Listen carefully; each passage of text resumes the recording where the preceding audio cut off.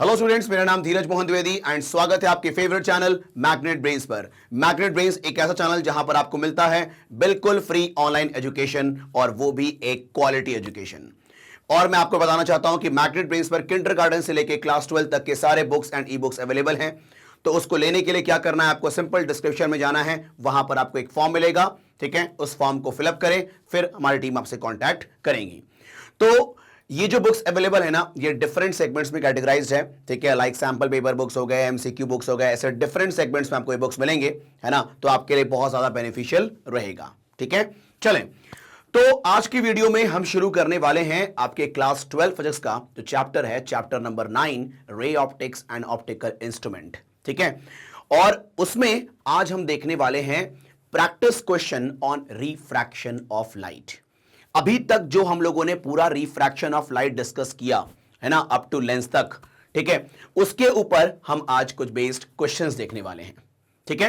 तो कैसे क्वेश्चंस हैं यहां पर, है ना, एक एक करके अपन यहां पर देखते हैं। ध्यान देना आप लोग। Question number 1, what is the speed of light in glass of refractive index 1.5।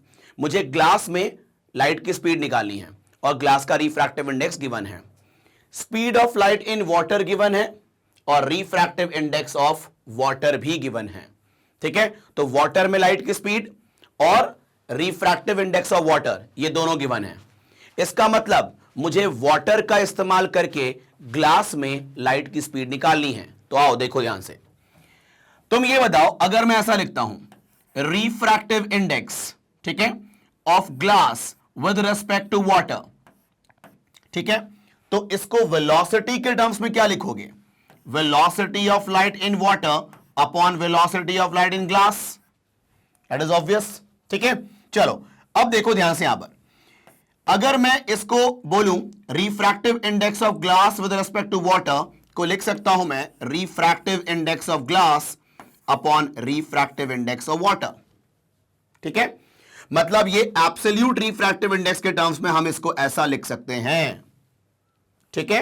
आप लोगों ने फॉर्मूला पढ़ा होगा कि refractive index of 2 with respect to 1 is n2 by n1, ठीक है। तो इसी फॉर्मूले से हमने ये काम किया है। Is it clear? ठीक है। अब जरा ध्यान देना, इनको इक्वेट करते हैं, ठीक है। चलो आओ देखो ध्यान से। रिफ्रैक्टिव इंडेक्स ऑफ ग्लास कितना गिवन है? 1.5, okay. Refractive index of water कितना है? 1.3, okay. Velocity of water given है 2.25 इंटू 10 की पावर 8, और यहां पर velocity of light in glass निकालना है, ठीक है। तो ये डेसिमल ने कैंसिल हो गया, ठीक है। ये भी आपका डेसिमल कैंसिल करो तो ये आपका कितना हो जाएगा? 100, ठीक है। और 15 इंटू 15 होते हैं 225, है ना, ठीक है। तो अब यहां पर देखो वीजी को ऊपर करो तो ये देखो velocity of light in glass is equal to कितना हो गया आपका? 13 into 15, 13 into 15 into 10 to the power, आप देख सकते हैं यहां पर 100 है तो 10 की पावर 6। तो ये देखें आप, 13 इंटू 15 कितना होगा यार? तो 130 का आधा कितना? 65, है ना।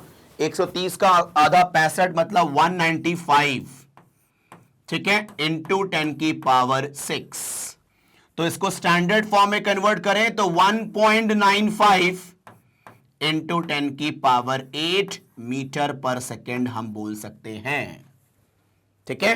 तो ग्लास में लाइट की स्पीड आपकी 1.95 इंटू 10 की पावर 8 मीटर पर सेकेंड होगी। Is it clear? वैसे देखा जाए तो 2 इंटू 10 की पावर 8 होती है ग्लास में, है ना, लेकिन ठीक है 1.95 है, मतलब नियर टू 2 इंटू 10 की पावर 8 बोल सकते हैं इसको हम लोग, ठीक है। वो इसलिए बिकॉज जो वाटर का रिफ्रैक्टिव इंडेक्स होता है ना, एक्चुअली में वो होता है 1.33 होता है, मतलब 4/3 होता है, ठीक है। तो 1.33, तो यहां पर सिर्फ 1.3 लिया गया है, इसलिए इतना फर्क आया है कि नहीं? ठीक है। तो ये हो गया आपका सिंपल सा क्वेश्चन। बस यहां पर नॉलेज होना चाहिए आपको कि रिफ्रैक्टिव इंडेक्स को हम लोग कैसे एब्सोल्यूट में कन्वर्ट कर सकते हैं और कैसे वेलोसिटी के टर्म्स में कन्वर्ट कर सकते हैं। ये फॉर्मूला पता होना चाहिए तो काम हो जाएगा। Is it clear? ठीक है। तो ये आप स्क्रीनशॉट लें, फिर देखते हैं क्वेश्चन नंबर 2 कैसा है।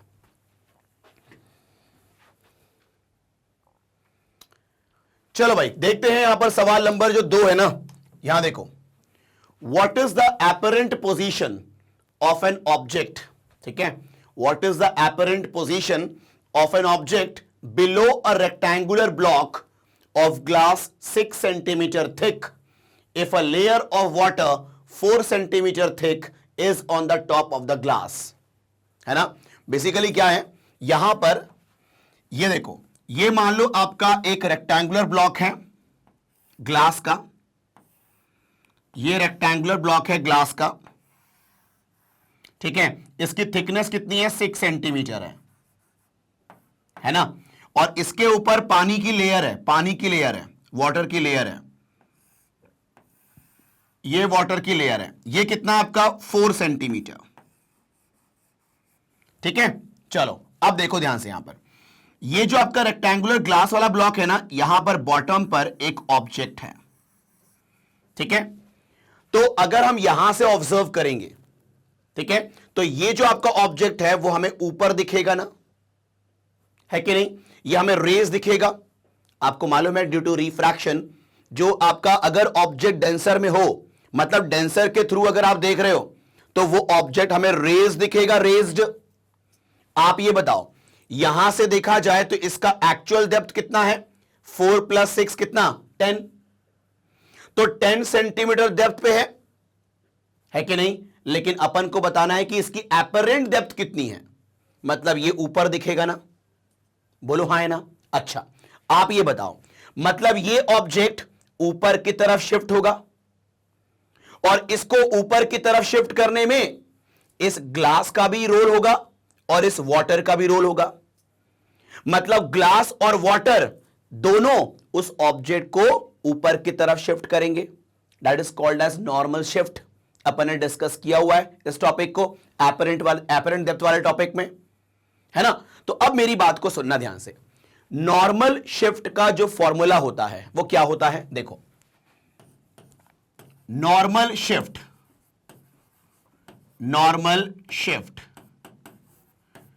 का फॉर्मूला होता है simple h into 1 minus 1 upon refractive index, ठीक है। तो यहां पर होता है नॉर्मल शिफ्ट इक्वल टू, ठीक है, h into 1 minus 1 upon refractive index, और ये एब्सोल्यूट रिफ्रैक्टिव इंडेक्स होगा यहां पर, क्योंकि यहां पर अभी एयर है। कोई और मीडियम होता तो वहां पर इसका refractive index with respect to that medium होता, लेकिन अभी यहां पर एयर है ना, तो मैंने बोला कि एब्सोल्यूट रिफ्रैक्टिव इंडेक्स होगा। तो ये नॉर्मल शिफ्ट का फॉर्मूला होता है, ठीक है।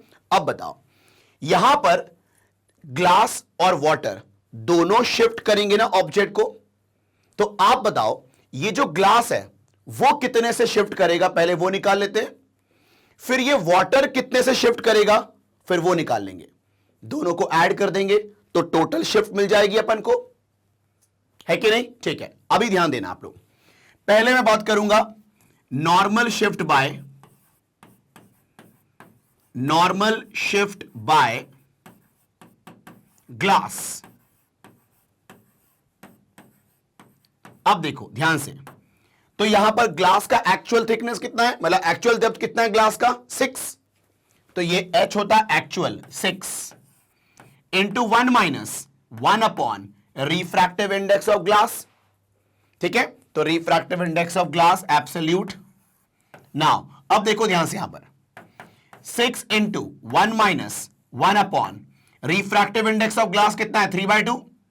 आप लोग को यह तो पता होगा ना कि रिफ्रैक्टिव इंडेक्स को n से भी शो कर सकते हैं और म्यू से भी शो कर सकते हैं, ठीक है।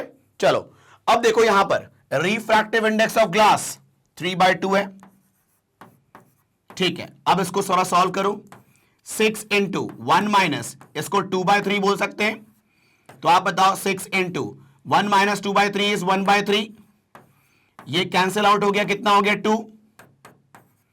तो यहां पर ग्लास की वजह से ऊपर की तरफ कितनी शिफ्टिंग होगी 2 सेंटीमीटर की, है कि नहीं, ठीक है। अब देखते हैं कि वाटर कितनी शिफ्ट कर सकता है कि नहीं।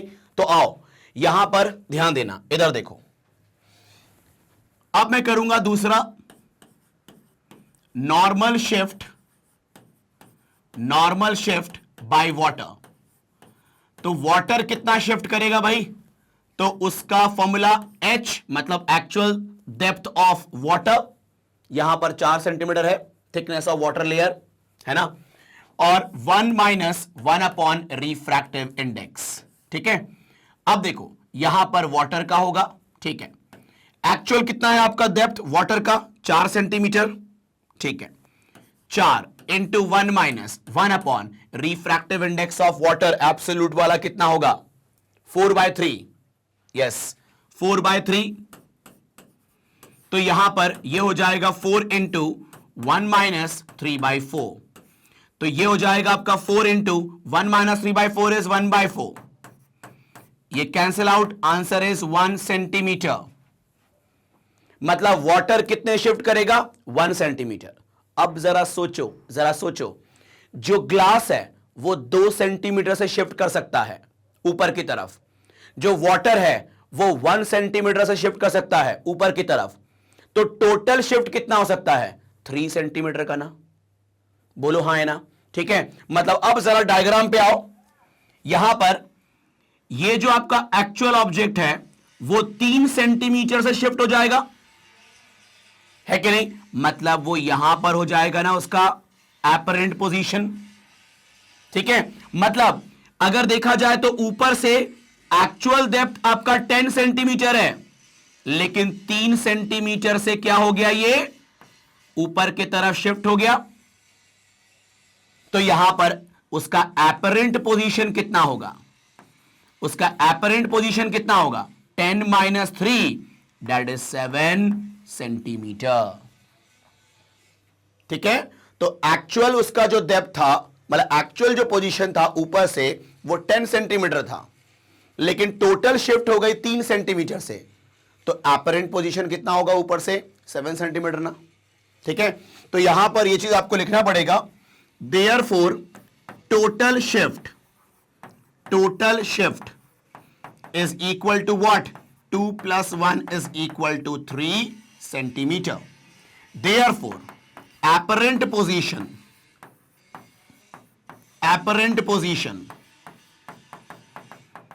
is equal to 10 minus 3, that is equal to 7 centimeter. Is it clear? ठीक है, तो ये चीज मतलब अगर वहां पर एक से ज्यादा मीडियम्स हैं तो हर एक मीडियम के द्वारा आप शिफ्ट निकालो और फिर सबको ऐड कर दो तो टोटल शिफ्ट मिल जाती है। क्लियर है कहानी? ठीक है, चलो तो एक काम करें आप लोग, पहले इसका स्क्रीनशॉट ले लें, फिर इसका स्क्रीनशॉट ले लें। चलो भाई, अब हम देखते हैं यहां पर नेक्स्ट क्वेश्चन क्या कहता है। वो देखो ध्यान से आप लोग, क्वेश्चन नंबर 3 में the refractive index of water is 4/3। ठीक है, पानी का रिफ्रैक्टिव इंडेक्स कितना है? 4/3 है। Okay, determine the angle of cone within which the entire outside view will be confined for a fish under water। ठीक है, मेरी बात को सुनना ध्यान से। पानी का रिफ्रैक्टिव इंडेक्स मालूम है, determine the angle of cone, cone का एंगल। अब तुम बोलोगे सर यहां कोन कहां है, अभी बात करते हैं अपन। Determine the angle of cone within which the entire outside view will be confined for a fish under water। हमें वो कोन का एंगल बताना है जहां तक जो फिश है अंदर, उसके लिए पूरा एक एरिया ऑफ व्यू हो। अभी मैं डायग्राम बनाता हूं मैं, ठीक है, ध्यान देना आप लोग, इधर देखो। ये बताओ, ये आपका सरफेस ऑफ वाटर है, ठीक है ना? चलो अब देखो यहां पर, ये देखो, ये आपका मान लो ये फिश है, ठीक है, ये फिश है। चलो भाई, अब ध्यान देना, ये फिश से जो लाइट निकलेगी, ठीक है, अब मेरी बात को सुनना ध्यान से। तो फिश से जो लाइट निकलेगी मतलब डेंसर से रेयरर की तरफ जाएगी, तो उसकी बेंडिंग कैसी होगी? Away from the normal. बोलो हाँ है ना? ठीक है, मान लो यहां पर बेंडिंग हुई है अवे फ्रॉम द नॉर्मल, ठीक है। अब देखो यहां पर ध्यान देना, यहां पर एक और रे लिया मैंने, ठीक है, यहां पर आपका जो एंगल ऑफ इंसिडेंस है वो इससे और ज्यादा हो गया ना। तो मान लो इसमें ऐसी बेंडिंग हुई कि यहां पर रिफ्रैक्टेड रे अलोंग द सरफेस हो गया, ठीक। तो आप बताओ इस एंगल को आप क्या कहते हो? क्रिटिकल एंगल, है कि नहीं? मतलब इसके बाद जो रे ऑफ लाइट जाएगी वो आपका रे ऑफ लाइट बाहर नहीं जाएगी ना, वो रिफ्लेक्ट हो जाएगी, called as total internal reflection. आपको यह मालूम है ना टोटल इंटरनल रिफ्लेक्शन में क्या होता है कि अगर angle of incidence critical angle से ज्यादा हो डेंसर मीडियम में, तो वहां पर रिफ्रैक्शन की जगह क्या हो जाता है? रिफ्लेक्शन हो जाता है। Is it clear? ठीक है। तो अब देखो, मतलब इसके बाद यहां से रे ऑफ लाइट बाहर नहीं निकलेगी, है ना? इसके बाद मतलब यहां से रे ऑफ लाइट बाहर नहीं निकलेगी, ठीक है। अब देखो सेम कहानी इस तरफ भी होगी। तो मान लो ये वो आपका है जहां पर एकदम सेम पे ना, यस, यहां पर मान लो ये एंगल ऑफ, ये क्रिटिकल एंगल है, यहां पर आपका रिफ्रैक्टेड रे सरफेस के अलॉन्ग हो गया, मतलब इसके बाद रे ऑफ लाइट बाहर नहीं जाएगी, है कि नहीं? रिफ्लेक्ट हो जाएगी। मतलब ये जो आपका यहां पर एक कोन बनेगा, इसी कोन में ही आपकी लाइट बाहर जा सकती है, ना इसके इस तरफ लाइट बाहर जाएगी, ना इसके इस तरफ लाइट बाहर जाएगी, है कि नहीं? आ रही है बात समझ में आपको यहां पर? मतलब अगर आपको फिश को देखना है तो इसी एरिया के थ्रू आप देख सकते हो ना। तो उसने क्या बोला? Determine the angle of cone with in which the entire outside view will be confined for a fish under water. मतलब इतने एरिया में उसका फील्ड ऑफ व्यू रहेगा। तो यहां पर जो कोण मिला है उस कोण का क्या निकालना है? एंगल। तो आपको मालूम है ना कोण एंगल कौन सा होता है? कोण एंगल ये वाला एंगल होगा ना, कोण एंगल। मुझे ये वाला एंगल बताना है कि नहीं? चलो तो एक काम करते हैं, यहां पर ये परपेंडिकुलर, ठीक है, ये थोड़ा सा इधर ज्यादा दिख रहा है, इधर कम दिख रहा है, लेकिन दोनों सेम है, ठीक है। मतलब यहां का और यहां का पार्ट सेम है ना? ठीक है।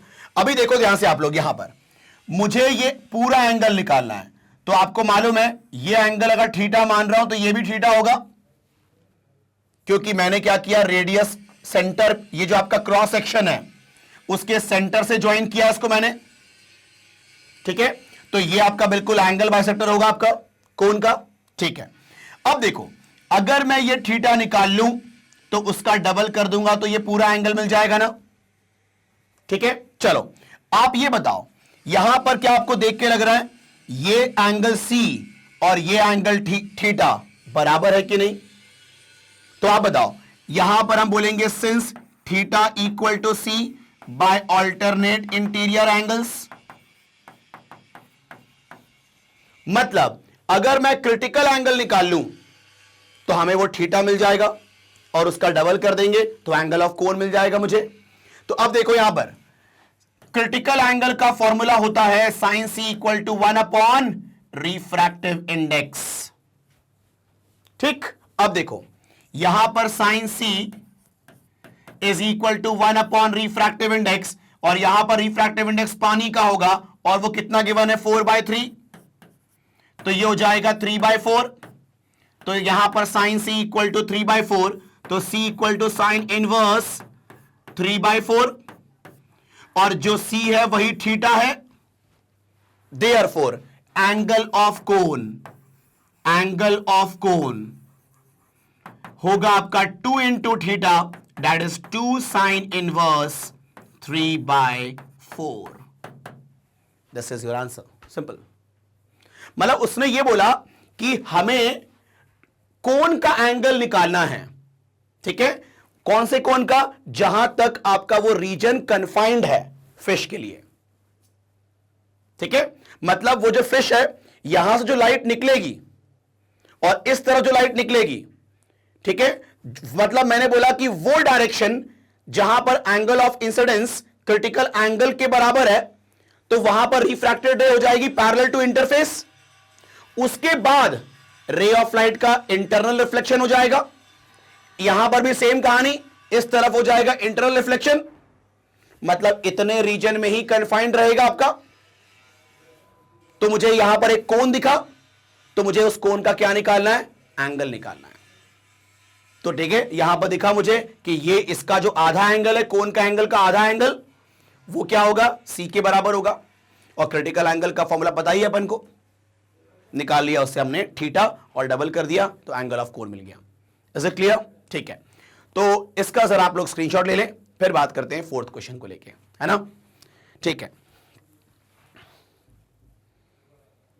चलो भाई, अब ध्यान देना आप लोग। यहां पर सवाल नंबर जो आपका 4 है वो क्या कहता है, the critical angle of incidence in a glass slab placed in air is 45 degree. मेरी बात को सुनना ध्यान से। Critical angle of incidence in a glass slab placed in air is 45 degree. मतलब ग्लास और एयर मीडियम है, ठीक है, मतलब ग्लास को आपने एयर में रखा हुआ है, मतलब यहां पर डेंसर कौन हुआ, ग्लास, और रेयरर कौन हुआ, एयर। तो ग्लास एयर में, ग्लास के अंदर जो क्रिटिकल एंगल होगा उसकी वैल्यू कितनी है, 45 डिग्री है। ठीक है, what will be the critical angle when the glass slab is immersed in water of refractive index this? मतलब उसी ग्लास स्लैब को अगर हम पानी में डाल दें, ठीक है, तो अब वहां पर रेयर मीडियम कौन हो जाएगा, पानी। तो उस केस में आपको क्रिटिकल एंगल बताना है ग्लास स्लैब में, हां या ना। मतलब मैंने क्या बोला कि ग्लास में क्रिटिकल एंगल 45 डिग्री है जब बाहर एयर है। वही ग्लास स्लैब को अगर हम डाल दे पानी में, तो ग्लास स्लैब में कितना होगा क्रिटिकल एंगल, ये बताना है अपन को। ठीक है, तो यहां पर सराउंडिंग मीडियम चेंज कर रहे हैं अपन, तो वहां पर क्रिटिकल एंगल वैरी करता है। तो मेरी बात को सुनना ध्यान से। एक्चुअली में जो अभी हमने प्रीवियस क्वेश्चन में फॉर्मूला यूज किया था ना, वहां पर क्या कहानी होती है, sine C is equal to 1 upon refractive index, किसका लेते हैं, डेंसर मीडियम का, with respect to rarer medium. यह फॉर्मूला होता है। ठीक है, तो आप एक काम करना, टोटल इंटरनल रिफ्लेक्शन का जो मैंने कॉन्सेप्ट वीडियो दिया है ना, उसको जाके एक बार देखना। ठीक है, तो उसके बाद आपको कहानी पूरी समझ में आ जाएगी। ठीक है, अब देखो, तो क्रिटिकल एंगल का फॉर्मूला होता है 1 upon refractive index of denser medium with respect to rarer medium. ठीक है, अभी देखो ध्यान से, यहां पर अभी अगर हम बात करें for glass slab in air, ठीक है, when glass slab is in air, तो यहां पर रेयरर कौन होगा, एयर, और डेंसर कौन होगा, ग्लास। ठीक है, तो इस केस में क्रिटिकल एंगल 45 डिग्री गिवन है, 1 upon refractive index of glass with respect to air, है कि नहीं। ठीक है, तो यहां पर देखो साइन 45 डिग्री होता है 1/√2, ठीक है, equal to 1 upon refractive index of glass with respect to air. ठीक, मतलब ये एब्सोल्यूट रिफ्रैक्टिव इंडेक्स हुआ ना, अगर विद रेस्पेक्ट टू एयर है तो। ठीक है, तो अब इसको ऊपर करो, ये क्रॉस इनटू करो, तो यहां पर refractive index of glass slab जो हो गया विद रेस्पेक्ट टू एयर, ये कितना होगा आपका √2। मतलब पहले कंडीशन से बेसिकली उस स्लैब का एब्सोल्यूट रिफ्रैक्टिव इंडेक्स मिल गया मुझे। ठीक है, तो ये जो है ना आपको एनजीए, इसको सिर्फ एनजी भी बोलोगे चलेगा यार, है कि नहीं। ठीक है, चलो अब देखो यहां पर क्या बोल रहा है, when glass slab immersed in water. ठीक है, देखो when glass slab immersed in water, immersed in water, immersed in water। अब मेरी बात को सुनना ध्यान से, देखो, तो उस केस में जो क्रिटिकल एंगल होगा, तो मैंने बोला वो क्रिटिकल एंगल मान लो साइन सी डैश है, मैंने क्रिटिकल एंगल मान लिया सी डैश है। ठीक है, equal to 1 upon refractive index of denser with respect to rarer. अब इस केस में रिफ्रैक्टिव इंडेक्स डेंसर कौन होगा? ग्लास। और रेयरर कौन होगा? पानी। Is it clear? ठीक है। अब देखो यहां पर ये आपका sine C dash. Now sine C dash equal to, देखो ध्यान से, इसको 1/NGW को NWG लिख सकते हैं। ठीक है, तो रेसिप्रोकल करोगे तो ये आपका एक्सचेंज हो जाता है। ये फॉर्मूला भी मैंने डिस्कस किया हुआ है रिफ्रैक्टिव इंडेक्स वाले कंसेप्ट वीडियो में। ठीक है, चलो अब देखो यहां पर इसको लिख सकते हैं NW/NG ना, बोलो हाँ है ना? ठीक है, अब बताओ absolute refractive index of water कितना गिवन है? 1.33। और NG कितना निकाला है अपन ने? √2। बस पुट करना है अपन को। तो ये देखो ध्यान से आप लोग, sine C dash is equal to 1.33/√2। ठीक है, तो अगर मैं यहां पर 1.33/√2 की वैल्यू 1.414 होती है, मैं 41 ले लेता हूं सिर्फ। ठीक है, तो यहां पर डेसिमल कैंसिल हो गया आपका। तो आप बताओ, देख के इधर देख लो कि sine C dash equal to 133/141। ठीक है, तो यहां पर जो भी वैल्यू आएगी उसका इनवर्स करना होगा। Sine inverse 133/141। This is the critical angle in glass when it is immersed in water. Is it clear? ठीक है, चलो, तो ये था आपका क्वेश्चन नंबर 4। आप लोग जरा इसका स्क्रीनशॉट लें, फिर बात करते हैं 5th क्वेश्चन। चलें, अब देखते हैं अपन क्वेश्चन नंबर 5 क्या कहता है वो। देखो क्वेश्चन नंबर 5 में क्या बोल रहे हैं? Light from a point source in air falls on a spherical glass surface. एक आपका स्फेरिकल ग्लास सरफेस है, ठीक है, वहां पर एक लाइट फॉल हुआ है। कहां से? एक पॉइंट सोर्स से जो कि एयर में है। ठीक है, if refractive index equal to 1.5 and radius of curvature equal to 20 centimetre, the distance of light source from the glass surface is 100 centimetre. मतलब लाइट सोर्स का डिस्टेंस गिवन है, ठीक है, उस सरफेस से, मतलब ऑब्जेक्ट की दूरी गिवन है अपन को, u गिवन है। ठीक है, at what position will the image be formed? तो कितने डिस्टेंस पर इमेज का फॉर्मेशन होगा ये अपन को बताना है। तो ध्यान देना आप लोग, यहां पर ये देखो, यहां पर ये है आपका सिंपल, ये है आपका सिंपल ग्लास सरफेस। ये देखो, अब यहां पर ध्यान देना, ये आपका मान लो ये जो आपका सरफेस है ग्लास सरफेस, इसका रेडियस गिवन है क्या अपन को? यस। मान लो इसका सेंटर कितना है आपका? C। तो यहां पर रेडियस कितना गिवन है? 20 सेंटीमीटर। ठीक है, 20 सेंटीमीटर। अब ध्यान देना आप लोग, यहां पर पॉइंट सोर्स कितने दूरी पे रखा हुआ है? तो पॉइंट सोर्स है आपका 100 सेंटीमीटर पे। ठीक है, चलो अब देखो यहां पर क्या बोल रहा है। आपके पास ये ऑब्जेक्ट है पॉइंट सोर्स, यहां से लाइट इस पे फॉल हो रही है, इमेज का फॉर्मेशन हो रहा है।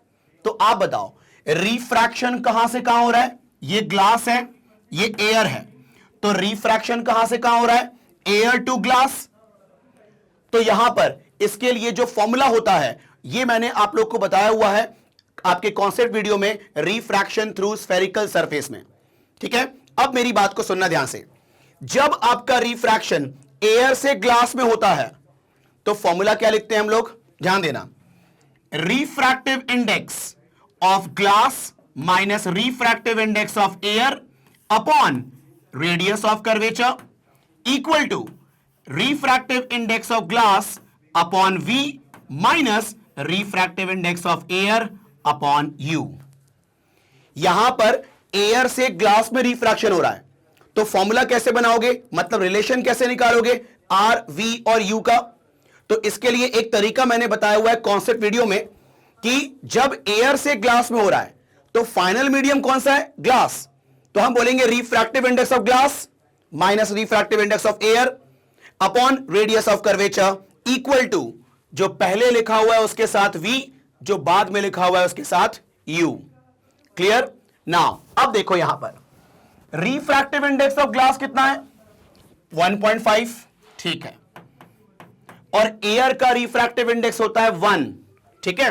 नाउ अब देखो यहां पर जो रेडियस है, तो रेडियस ऑफ कर्वेचर कितना है आपका? +20 सेंटीमीटर। भाई इस तरफ है आपका, तो ये हो गया आपका 20 सेंटीमीटर प्लस में।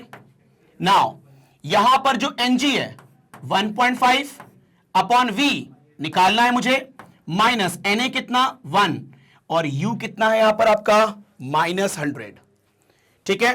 तो ये हो गया आपका -100। नाउ अब देखो बस सिंपल कैलकुलेट करना है अपन को, काम खत्म। तो 0.5 अपॉन 20 इक्वल टू, क्या मैं इसको लिख सकता हूं 3/2, मतलब 3/2v, हाँ लिख सकते हैं। ये हो जाएगा +1 अपॉन 100। ओके, नाउ अब देखो इसको लिख सकते हैं 1/2, मतलब 1/40, 1/40 माइनस 1/100 इक्वल टू 3/2v। तो यहां पर देखो आप ध्यान से, एलसीएम कितना आएगा इसका? तो एलसीएम आएगा इसका 200। तो यहां देखो ध्यान से, कहां पर कैलकुलेशन करूं मैं? चलो यहीं पर देख लो आप लोग।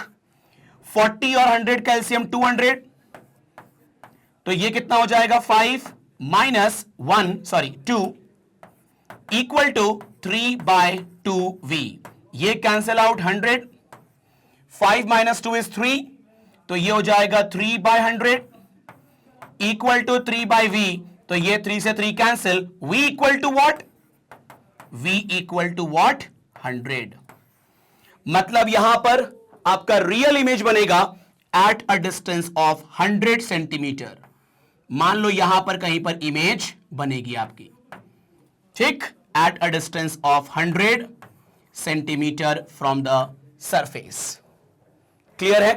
तो यहां पर ये जो क्वेश्चन है ना, ये था आपका रिफ्रैक्शन थ्रू स्फेरिकल सरफेस के थ्रू। तो यहां पर पहले आपको यह देखना होगा कि ऑब्जेक्ट कौन से मीडियम में है इनिशियली, और किस मीडियम में रिफ्रैक्शन हो रहा है उसका, ठीक है।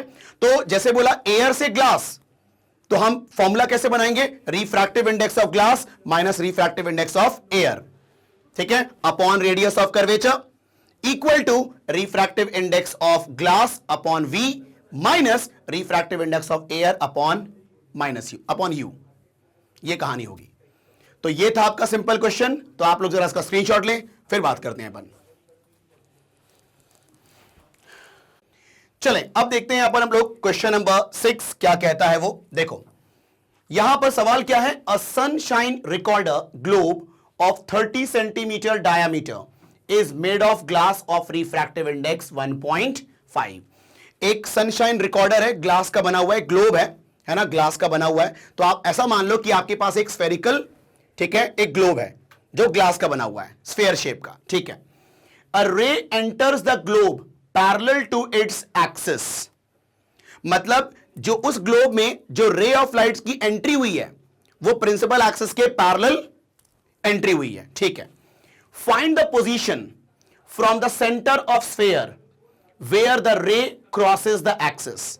आपको वो पोजीशन बतानी है जहां पर वो रे उस एक्सिस को क्रॉस करेगा। क्या है सवाल को ध्यान से सुनना आप लोग। Find the position from the centre of sphere where the ray crosses the axis. मतलब मैंने यह कहा कि आपको वो पोजीशन बतानी है आपके स्फेयर के सेंटर से जहां पर वो रेज रिफ्रैक्शन होने के बाद एक्सिस को क्रॉस करेगी। तो मैं पहले यहां पर आपको रे डायग्राम बना के दिखाता हूं, ठीक है। अब ध्यान देना आप लोग, यह है आपका एक ग्लोब, दिस इज ग्लोब, ठीक है। चलो अब ध्यान देना आप लोग, यहां पर यह है आपका एक्सिस, यह आपका स्फेयर का सेंटर, ठीक है। नाउ अब देखो यहां पर ध्यान से, यह स्फेयर का सेंटर है, यह ग्लास है, ठीक है, यह ग्लास है। नाउ अब यहां पर रे की एंट्री जो हो रही है वो पैरेलली हो रही है। देखो ये पैरेलल एंट्री हुई है ना। अब देखो यहां पर बेंडिंग कैसे होगी, ध्यान देना। यहां पर ये पॉइंट ऑफ इंसिडेंस है, तो यहां पर आप नॉर्मल बनाओ, दिस इज नॉर्मल। तो rarer to denser bending towards the normal, ये हो गया आपका bending towards the normal. Clear? Now अब देखो, अगर ये सरफेस नहीं होता तो रे सीधे जाती है कि नहीं? ठीक है, लेकिन यहां पर भी फिर से क्या होगा? रिफ्रैक्शन होगा। तो उसके लिए यहां पर आपको नॉर्मल बनाना पड़ेगा। तो ये देखो, इसको ज्वाइन करो सी से, ठीक है, इसको ज्वाइन करो आप सी से।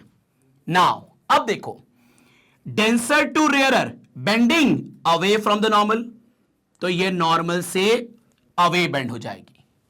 बोलो हाँ है ना? ठीक है, ये देखो जाना चाहिए सीधा, लेकिन नॉर्मल से दूर बेंड हो जाएगी।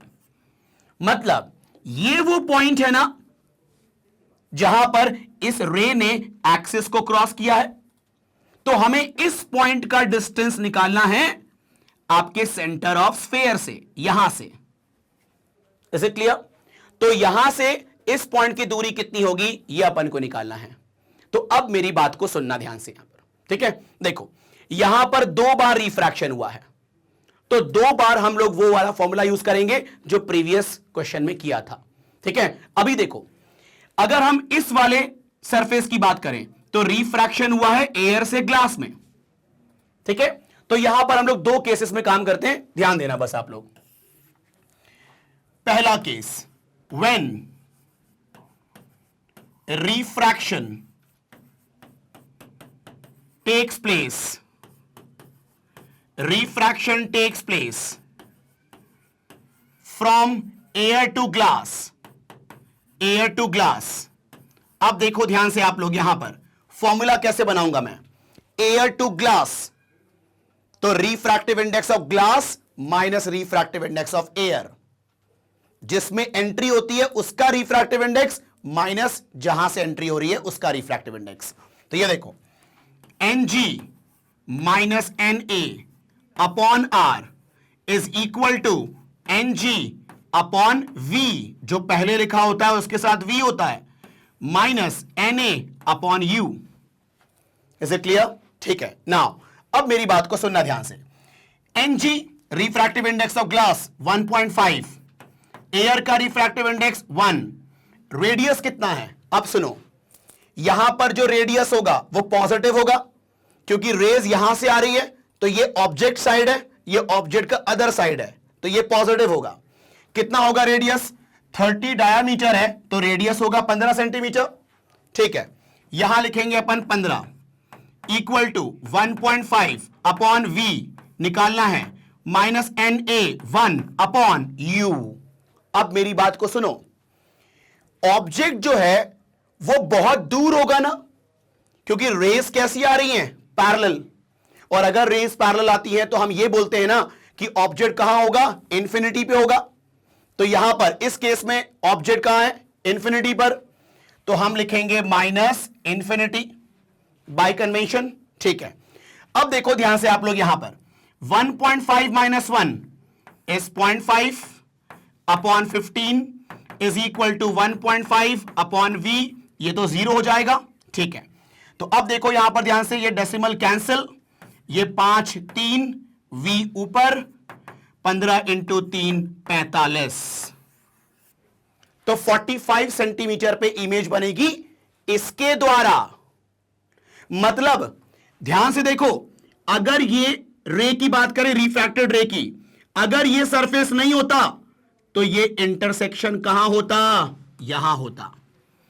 तो ये जो इमेज होता ना, ठीक है, इसे I1 मान लो, वो इसके थ्रू इमेज है ये, ठीक है।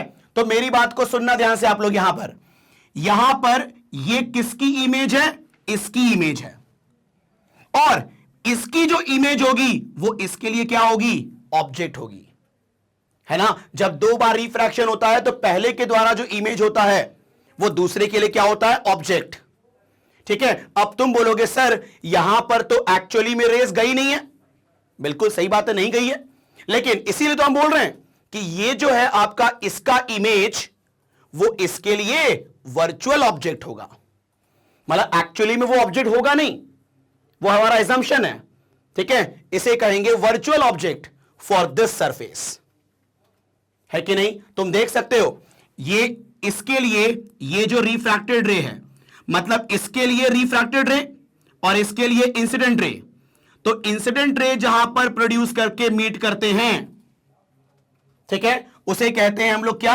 Virtual object. तो this I1 is virtual object for second surface. Is it clear?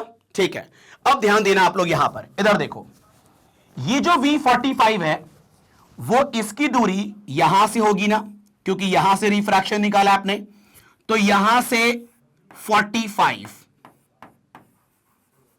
ठीक है। नाउ अब देखो ये कितना है, 30, तो इसके लिए जो ऑब्जेक्ट डिस्टेंस होगा वो कितना हो जाएगा, 45 माइनस 30, 15 सेंटीमीटर होगा ऐसा, ठीक है। मतलब अगर हम सेकेंड सरफेस की बात करें तो ऑब्जेक्ट डिस्टेंस होगा 15 सेंटीमीटर, ठीक है कि नहीं?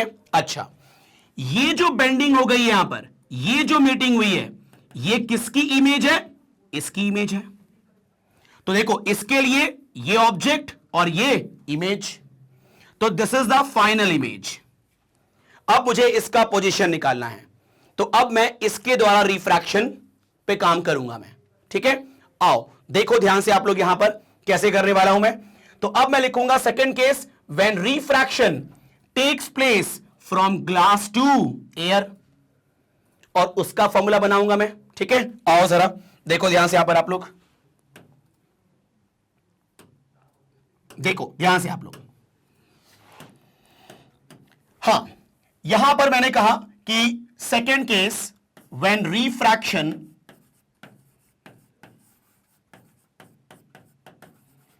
takes place from glass to air। तो अब देखो ध्यान से देखना आप लोग, यहां पर ग्लास से एयर में रिफ्रैक्शन हो रहा है, ठीक है। तो यहां पर फॉर्मूला क्या बनाएंगे, refractive index of air minus refractive index of glass, क्योंकि एयर में हो रही है रिफ्रैक्शन, तो एयर का final medium minus initial medium, ठीक है, अपॉन, ठीक है, ये आपका रेडियस ऑफ कर्वेचर जो पहले लिखा होता है उसके साथ v होता है, और जो बाद में लिखा होता है उसके साथ u होता है। क्लियर? नाउ अब देखो Na की वैल्यू 1, Ng की वैल्यू 1.5। नाउ अब देखो, अब जो रेडियस ऑफ कर्वेचर होगा इसके लिए वो नेगेटिव होगा। क्यों? क्योंकि ये आपका रेज यहां से आ रही है, तो ये आपका ऑब्जेक्ट साइड में ही है, तो ये नेगेटिव होगा, माइनस आर। तो माइनस आर, और रेडियस कितना है 15 centimetre, minus 15 equal to Na 1 upon v निकालनी है, माइनस Ng 1.5, और u कितना होगा, सुनो, वर्चुअल ऑब्जेक्ट की दूरी हमेशा पॉजिटिव होती है, तो ये जो आपका 15 सेंटीमीटर होगा वर्चुअल ऑब्जेक्ट की दूरी यहां से, ये हम पॉजिटिव में लेंगे। रियल ऑब्जेक्ट्स क्या होती है, नेगेटिव में, वर्चुअल ऑब्जेक्ट्स क्या होती है, पॉजिटिव में, ठीक है। अब देखो यहां पर ये हो गया आपका प्लस 15। अब देखो 1 minus 1.5 is 0.5, minus 0.5 upon minus 15 equal to 1 upon v, ये हो जाएगा आपका 15 अपॉन 15 इंटू 10, कर सकते हैं ऐसा, ये कैंसिल 1, ठीक है, ये माइनस कैंसिल, ये आपका कितना होगा 1/2, मतलब 1 अपॉन 30, ठीक है, ये इधर आया तो plus 1 upon 10 is equal to 1 upon v। अब देखो ध्यान से 30 और 10 का एलसीएम कितना, 30, तो यहां पर देखो एलसीएम इज 30, तो यहां पर आएगा 1 प्लस कितना 3 इक्वल टू 1 अपॉन v, तो v is equal to what, 30 upon 4, तो ये कितना आएगा आपके पास 7.28 7.5। अब सुनो इधर देखो, मतलब इमेज की दूरी सरफेस से कितनी होगी 7.5, लेकिन उसने कहां से पूछा है, सेंटर से पूछा है, तो 30 और ऐड कर दोगे ना, ठीक है। यहां पर जो 7.5 है वो यहां से है, यहां से, ठीक, तो ये आपका 7.5 है यहां तक, तो यहां से कितना होगा 30 और ऐड कर दोगे आप, सॉरी 15, ये 15 है, सॉरी रेडियस कितना है 15, तो डायमीटर आपका 30 है, तो रेडियस कितना 15, तो 15 ऐड करोगे इसमें, तो हम बोलेंगे देयरफॉर डिस्टेंस ऑफ पॉइंट, ठीक है, एट विच, ठीक है, where ray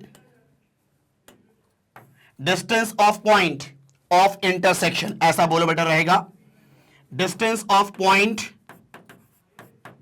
of intersection of रे with axis from center of sphere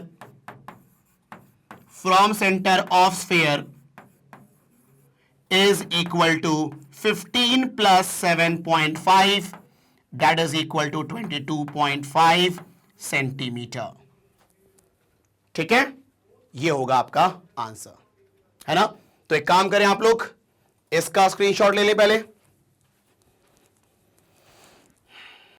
चलें अब देखते हैं क्वेश्चन नंबर अपना 7 क्या कहता है। देखो ध्यान से, 7th क्वेश्चन में क्या बोल रहा है, अ diverging lens of refractive index 1.5। Diverging lens मतलब कॉनकेव लेंस है जिसका रिफ्रैक्टिव इंडेक्स 1.5 है, फोकल लेंथ है 15 centimetre, in air has same radii of curvature for both sides. दोनों साइड का जो रेडियस ऑफ कर्वेचर है वो सेम है, मतलब R1 और R2 की वैल्यू बिल्कुल सेम है। ठीक है, if it is immersed in liquid of refractive index 1.7, calculate focal length of the lens in liquid। अगर हम उस लेंस को एक लिक्विड में डुबो देते हैं जिसका रिफ्रैक्टिव इंडेक्स 1.7 है, तो बताओ कितना फोकल लेंथ हो जाएगा। तो मेरी बात को सुनना ध्यान से। ये देखो, पहले तो मैं आपको थोड़ा सा बेसिक देता हूं मैं आपको। ये आपका है कॉनकेव लेंस, डाइवर्जिंग लेंस, ठीक है। यहां पर ये बोल रहा है कि दोनों सरफेस का रेडियस सेम है, मतलब इसका रेडियस और ये रेडियस सेम है।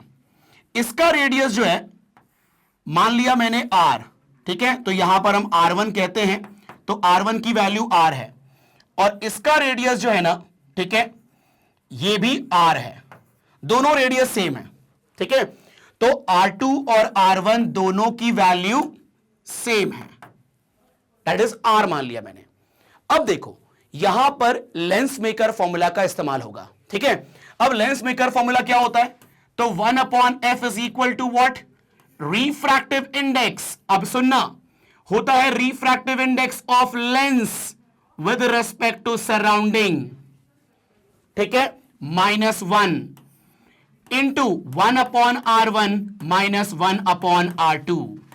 अब आप देखो ध्यान से, यहां पर इधर देखो, 1/f इज इक्वल टू, यहां पर ध्यान देना आप लोग, यहां पर refractive index of lens with respect to surrounding होता है यहां पर, और उस लेंस को अगर उस लिक्विड में डाल दिया तो सराउंडिंग में क्या होगा, लिक्विड।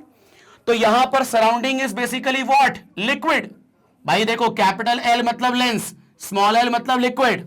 ठीक है, चलो -1।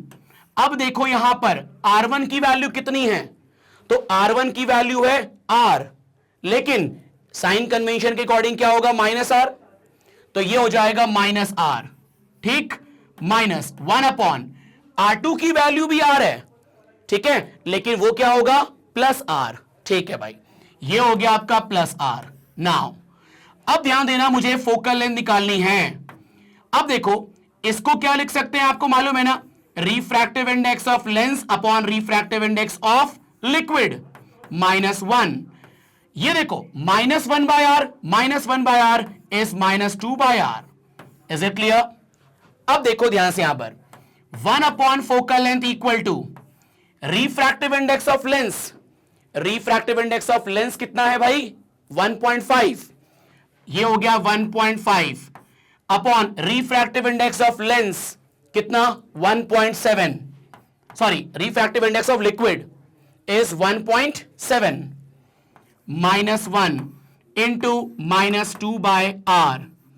अब आप देख सकते हैं यहां पर, ये आपका point cancel out, 1/f is equal to 15 - 17 -2/17, ये हो गया आपका -2/R, माइनस इंटू माइनस हो गया प्लस।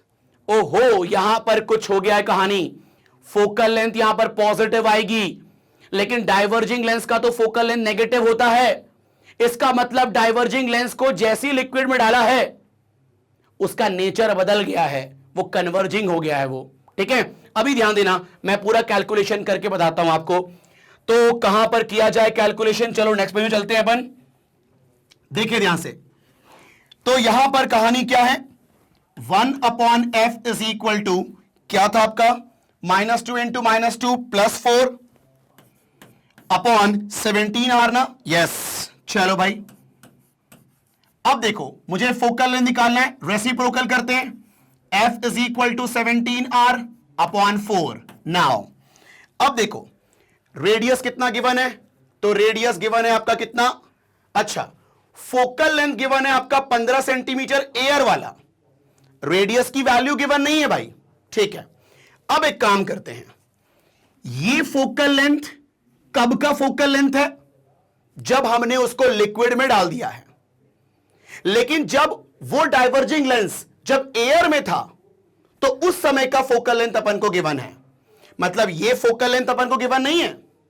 क्लियर है, ठीक है, तो अभी हम इसको होल्ड पे डालते हैं इक्वेशन नंबर 1 देके। अब सुनो, when lens is in air, तो यहां पर देखो उस केस में मान लो फोकल लेंथ है f डैश, जब एयर में है, तो लेंस मेकर फॉर्मूला से refractive index of lens with respect to air होगा ना ये। ठीक है, -1 1/R1 -1/R2। ठीक, अब देखो 1/f dash is equal to, ये refractive index of lens with respect to air, भाई इस बार सराउंडिंग में कौन है, एयर है, क्योंकि हमारा लेंस एयर में है अभी। ठीक है, तो ये जो आपका refractive index of lens with respect to air है, ये एब्सोल्यूट है, तो कितना है उसका रिफ्रैक्टिव इंडेक्स एब्सोल्यूट, 1.5, सीधे डाल दो 1.5 -1, और ये देखो ध्यान से 1/R1, रेडियस कितना है वो तो कहीं बदलेगा नहीं, चाहे एयर में रखो या लिक्विड में रखो, रेडियस में कोई चेंज नहीं आता, तो ये वही रहेगा -R, ये आपका +R। ठीक है, तो अब देखो ध्यान से यहां पर 1/, अच्छा ये फोकल लेंथ अपन को गिवन है, कितना है फोकल लेंथ, 15 सेंटीमीटर, लेकिन फोकल लेंथ 15 सेंटीमीटर है एयर में, तो वहां पर डाइवर्जिंग लेंस का फोकल लेंथ नेगेटिव होता है कॉनकेव लेंस का, तो हम रखेंगे -15 इक्वल टू 1.5 -1 इज 0.5। ठीक है, इनटू ये देखो -1/R -1/R -2/R। Okay, now अब देखो ध्यान से, ये माइनस माइनस कैंसिल आउट, तो 1/15 equal to 0.5 into 2 is 1 upon R, तो R is equal to 15 centimetre, तो रेडियस कितना हो गया आपका 15 सेंटीमीटर। ठीक है, ये R की वैल्यू मैं यहां पर पुट कर दूं, मिल जाएगा मुझे क्या, अपना व्हाट, फोकल लेंथ, जब हम उसको लिक्विड में इमर्स करेंगे। तो फ्रॉम वन यहां पर ध्यान देना, F is equal to 17/4 into 15, तो ये हो जाएगा 17 इंटू 15 170, और आपका 85 कितना होता है भाई, 170 और 85 255 अपॉन 4, तो ये कितना हो जाएगा 4 6 24 153। ठीक है, 12 हो जाएगा आपका यहां पर 30, मतलब आपका 75, तो फोकल लेंथ हो गया 63.75 centimetre when immersed in liquid. और यहां पर फोकल लेंथ की वैल्यू पॉजिटिव है, मतलब उसका बिहेवियर कन्वर्जिंग हो गया है। देखो पहले फोकल लेंथ जब एयर में था तो नेगेटिव था ना, अब जो फोकल लेंथ आ रहा है लिक्विड में वो कितना आ रहा है, इतना आ रहा है, पॉजिटिव है, मतलब बिहेवियर उसका बदल गया है ना, कन्वर्जिंग हो गया है उसका बिहेवियर। तो हम बोलेंगे एंड इट्स बिहेवियर, वैसे पूछा नहीं है कि बिहेवियर चेंज हुआ है कि नहीं हुआ, उसने सिर्फ फोकल लेंथ मांगा है, लेकिन मैं बोल देता हूं इट्स बिहेवियर बिकम कन्वर्जिंग।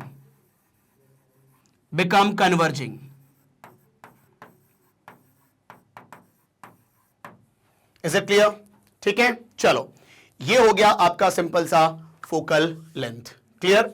तो एक काम करें आप लोग, पहले इसका स्क्रीनशॉट ले लें, फिर इसका स्क्रीनशॉट ले लें।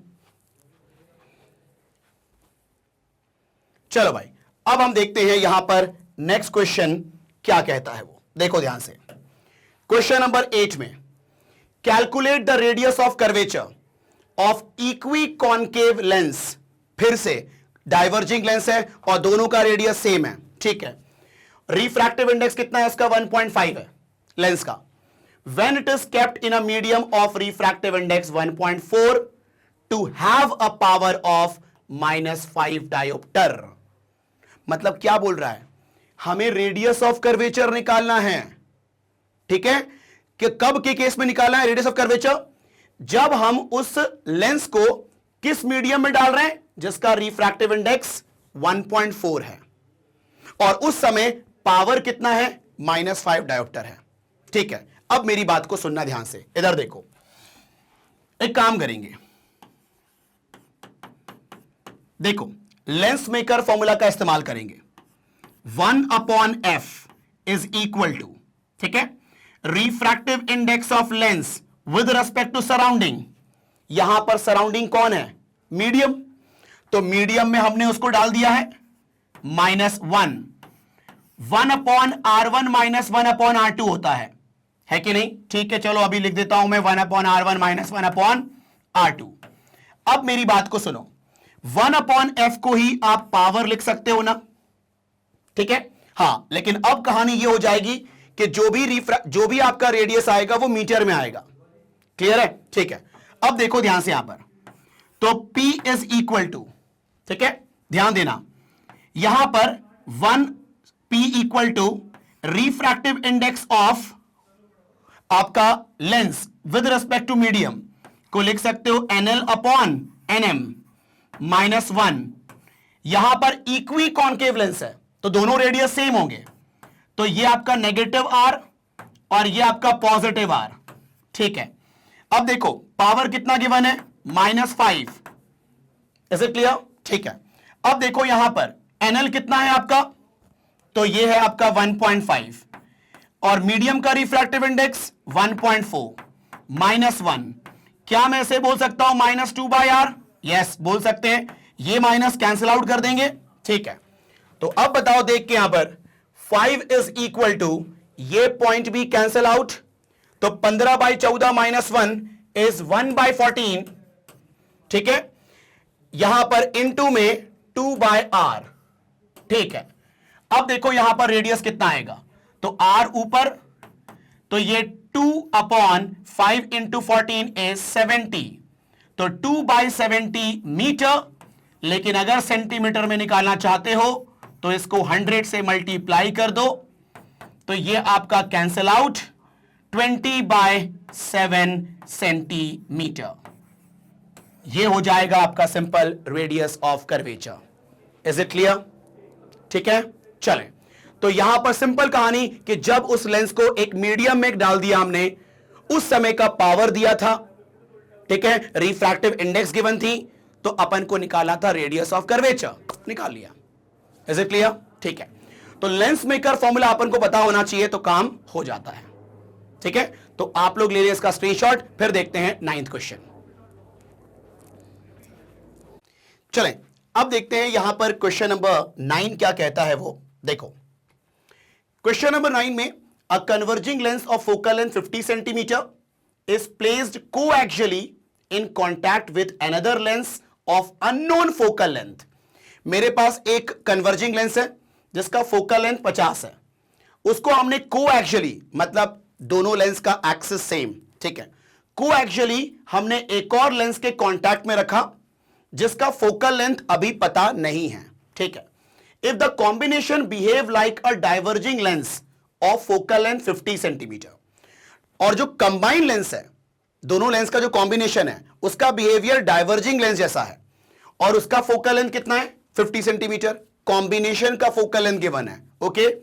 Find the power and nature of second lens.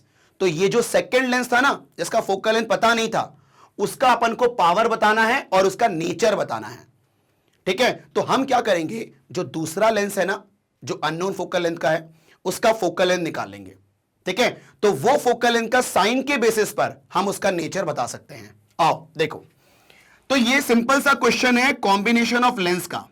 तो कॉम्बिनेशन ऑफ लेंस में जो फॉर्मूला होता है 1/f equal to 1/f1 plus 1/f2। ये दोनों लेंस का इंडिविजुअल फोकल लेंथ और ये combined focal length. Combined focal length जो है वो डाइवर्जिंग बिहेवियर का है, तो नेगेटिव लेंगे -50, और जो पहला लेंस है उसका कन्वर्जिंग नेचर है, तो हम लेंगे +50। ठीक है, plus 1/f2। Is it clear? ठीक है, अब एक काम करेंगे, इसको इधर करो, -1/50 -1/50 is equal to 1/f2।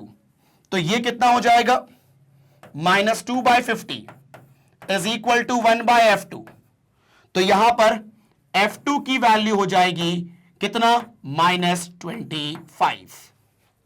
Is it clear? ठीक है, तो आप बताओ, जो सेकंड लेंस है उसका फोकल लेंथ आया -25। ठीक, और सुनो, यहां पर इसका नेगेटिव साइन है, मतलब जो सेकंड लेंस होगा वो डाइवर्जिंग नेचर का होगा, तो हम बोलेंगे therefore second lens is diverging, क्योंकि नेगेटिव है। ठीक है, अब देखो इसका पावर देखते हैं। तो पावर क्या होता है, अगर हम सेंटीमीटर में ही इस्तेमाल कर रहे हैं तो ये आपका फॉर्मूला 100/f ले लेंगे हम लोग। तो 100/- 25, this is -4 dioptre.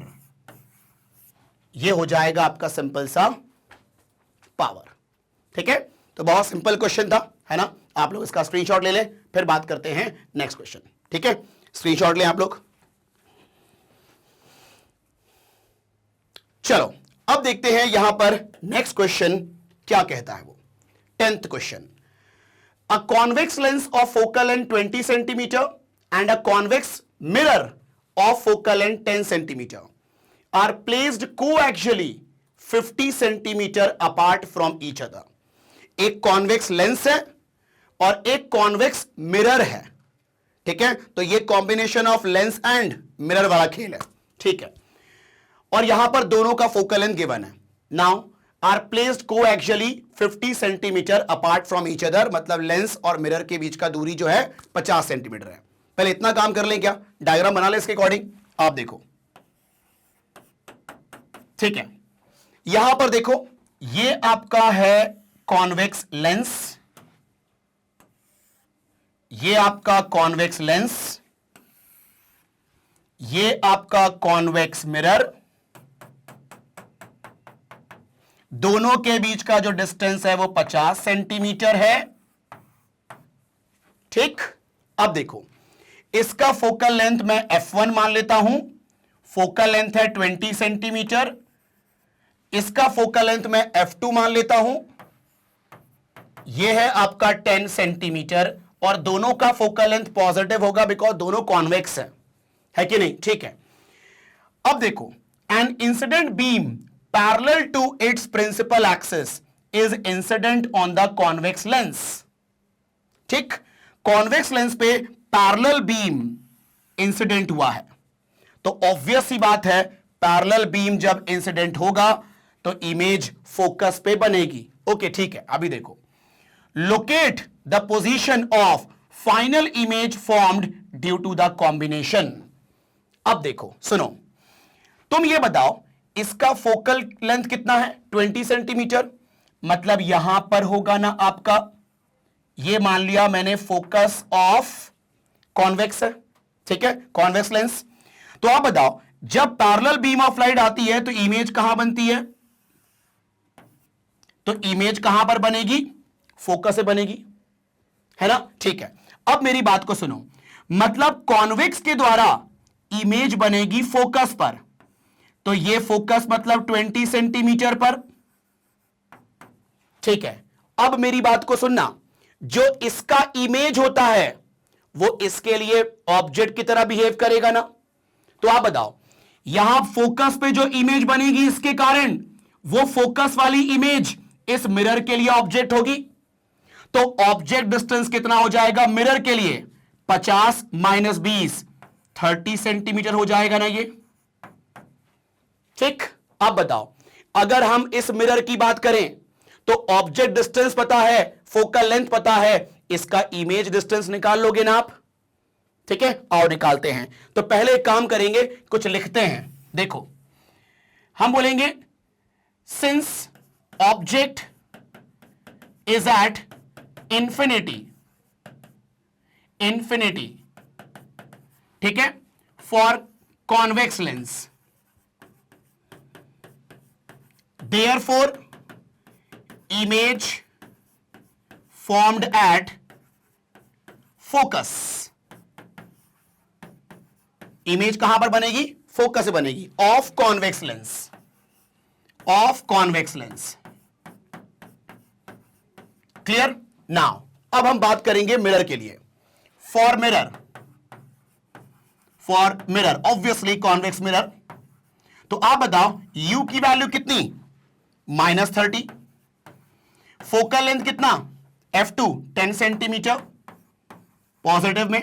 Mirror formula 1/f2 equal to 1/v plus 1/u। 1/f2, f2 कितना? 10, v निकालना है, u कितना? -30। तो आप बताओ देख करके 1/10 प्लस 1/30 कहां पर कर दूं मैं? चलो मैं इतने पार्ट में मैं कर देता हूं। देखो 1/10 plus 1/30 equal to 1/v, 30 LCM, ये 3 + 1 इक्वल टू 1/v। अब v इक्वल टू कितना हो जाएगा? 30/4, that is equal to what? 7.5 ना। तो ये हो जाएगा आपका कितना? 7.5। कहां पर लिखूं? यही देख लो, 7.5 सेंटीमीटर पे बनेगी इमेज, मतलब यहां कहीं इमेज बनेगी, है कि नहीं? क्लियर है? 7.5 वर्चुअल इमेज। क्लियर? तो फाइनल इमेज जो बनेगी वो बनेगी 7.5 centimetre from the convex mirror. Is it clear? तो उसने बोला है position of final image formed due to combination, तो हम बोलेंगे 7.5 centimetre from the convex mirror behind the mirror, है ना, या right of the mirror. Clear है? ठीक है, चलें तो इसका जरा आप लोग स्क्रीनशॉट ले लें। चलें, तो यहां पर अपना ये खत्म होता है आपका प्रैक्टिस क्वेश्चन। ठीक है, तो बेसिकली मैंने क्या किया, जो भी हमने रिफ्रैक्शंस में टॉपिक्स पढ़े थे ना, हर एक के ऊपर हमने एक दो सवाल कर लिए कि हाँ इस टाइप के क्वेश्चंस आपके पूछे जाते हैं एग्जाम्स में। ठीक है, चलो तो अब जो नेक्स्ट वीडियो होगा उसमें हम शुरू करेंगे आपका टॉपिक प्रिज्म। ठीक है, और फिर उसके बाद आएगा आपका डिस्पर्शन थ्रू प्रिज्म, है ना, उसके बाद आएगा आपका ऑप्टिकल इंस्ट्रूमेंट। ठीक है, फिर हम उनके ऊपर बेस्ड क्वेश्चन, कुछ प्रैक्टिस क्वेश्चन सॉल्व करेंगे। ठीक है, तो बस ऐसी वीडियो को देखने के लिए क्या करना है आपको, सिंपल magnetbrains.com पे जाएं, या फिर जो मैग्नेट ब्रेन्स का यूट्यूब चैनल है वहां पर आप जाएं। वहां पर आपको ऐसे बहुत सारे कोर्स मिलेंगे जो कि बिल्कुल फ्री ऑफ कॉस्ट है। ऐसा बिल्कुल नहीं है कि आपको एक दो टॉपिक आपने पढ़ लिया तो कोई कूपन लगाना पड़ रहा हो, पेमेंट करना पड़ रहा हो, ऐसा बिल्कुल नहीं है। यहां पर सारा कंटेंट, बिल्कुल क्वालिटी कंटेंट आपके लिए बिल्कुल फ्री अवेलेबल है। ठीक है, तो बस अंत में यही कहूंगा, अगर आपको ये वीडियो पसंद आया हो और अगर आपको इस वीडियो से कुछ सीखने को मिला हो तो आप इसको लाइक जरूर करें, और अगर आप चैनल में नए हो तो आप इसको जल्दी सब्सक्राइब करें ताकि कोई भी अपकमिंग वीडियो हो वो आपसे बिल्कुल मिस ना हो, और अपने दोस्तों के साथ इसको शेयर भी करें ताकि उनको भी इसका फायदा मिल पाए। Thank you.